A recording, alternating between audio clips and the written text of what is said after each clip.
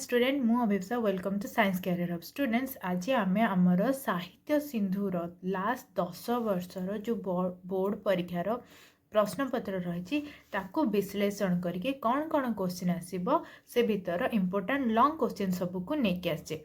तो देख आमर जो साहित्य सिंधु रही तार परीक्षा ढांचा कौन रही डिपेंडिंग अपन 2025 को बेसिकली फोकस करके बने ढांचा जहाँ 2025 रही से 26 रहा फिर भी तुम देख कौन रही तुम विभाग 1 तुम वस्तुनिष्ठ ऑब्जेक्टिव जो रही 50टा MCQ आसो ईच क्वेश्चन 1 मार्क तुम 50 मार्क्स रहा।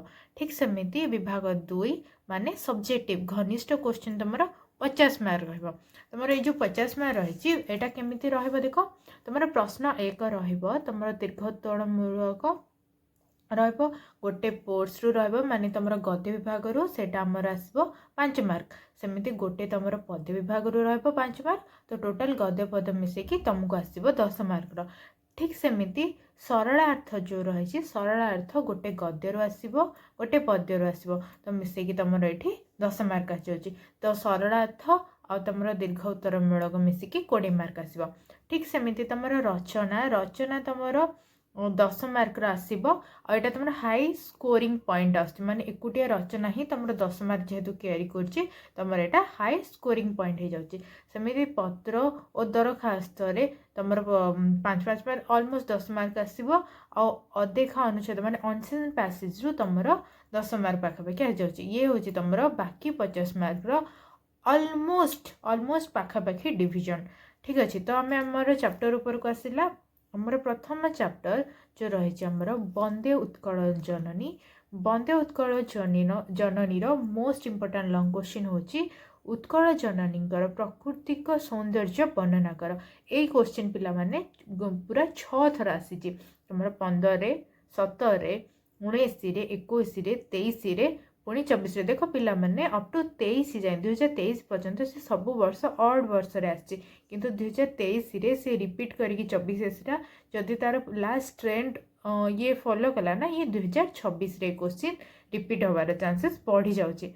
ठीक सेमती सरलार्थ ये चैप्टर इंपोर्टेंट कौन रोचे पूत पदी विधौत शरीरा ये जो आमर सरलार्थ रही ये आमर 4 थर आसी माने ये देखा गले सबू ऑलमोस्ट ऑल इवेन ईयर माने इवेन ईयर 2016 2018 2020 और 2022 माने प्रति गोटे गोटे ऑड वर्ष को गैप करके ऑड इवेन ऑड जमी 2017 ऑड वर्ष थिला ताकू गैप करके इवेन 2018 आसला सेमती 19 गैप करी 20 आसला 21 गैप करी 22 आसला तो जेहेतु किसी वर्ष गैप हो जाए बहुत चांसेस रोचे पिला माने ये क्वेश्चन आमर 2026 आउ थे रिपीट हम।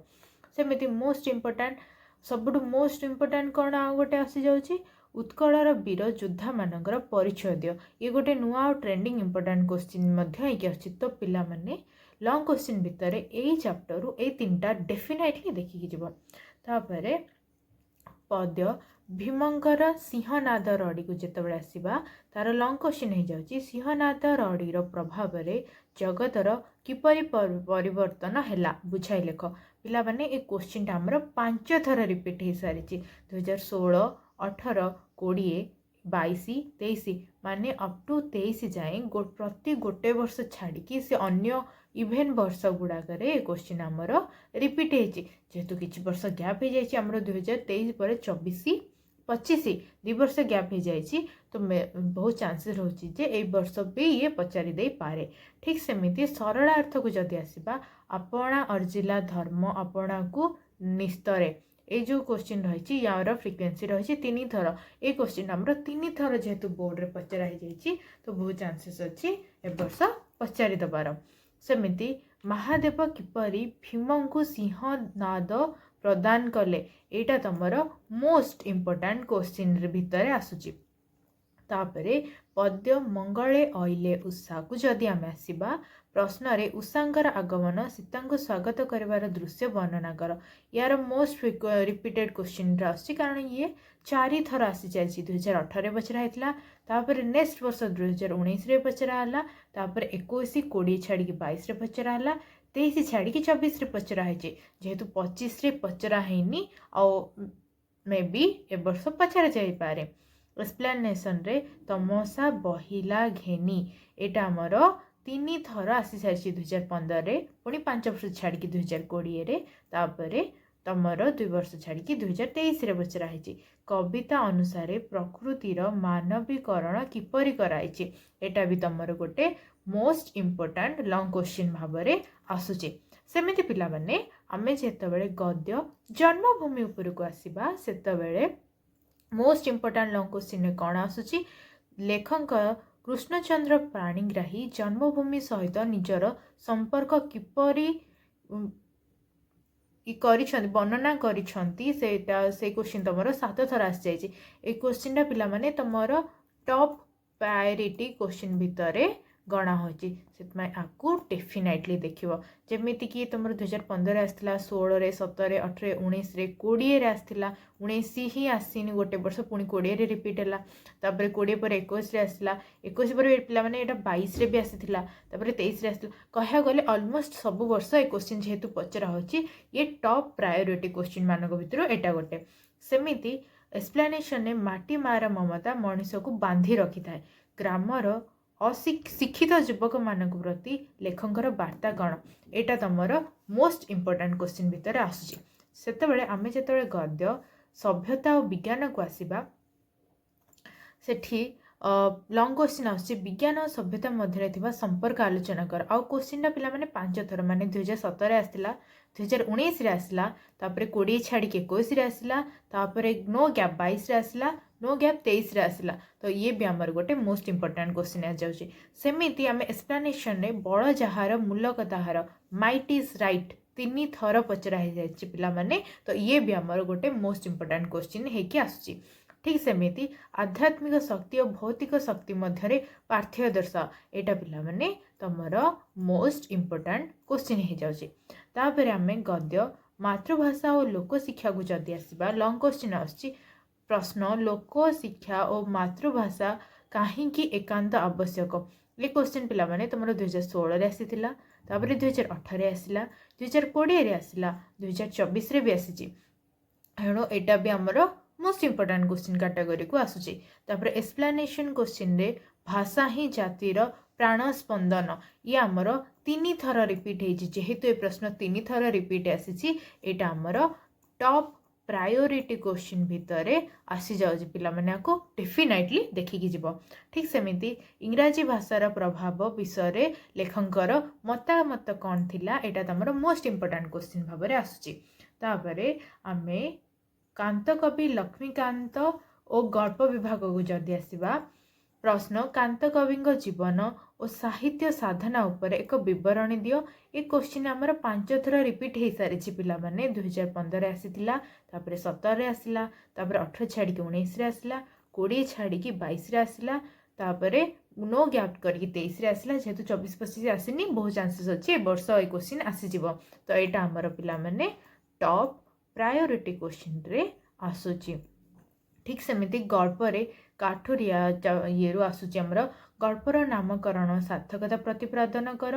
बेल अस्वस्थ 3टी वृक्षर प्रतीकात्मक अर्थ बुझाओ, ये आमर मोस्ट इम्पोर्टाट क्वेश्चन होकि आसुची। पिला माने आपको डेफिनेटली देखिकी जीव।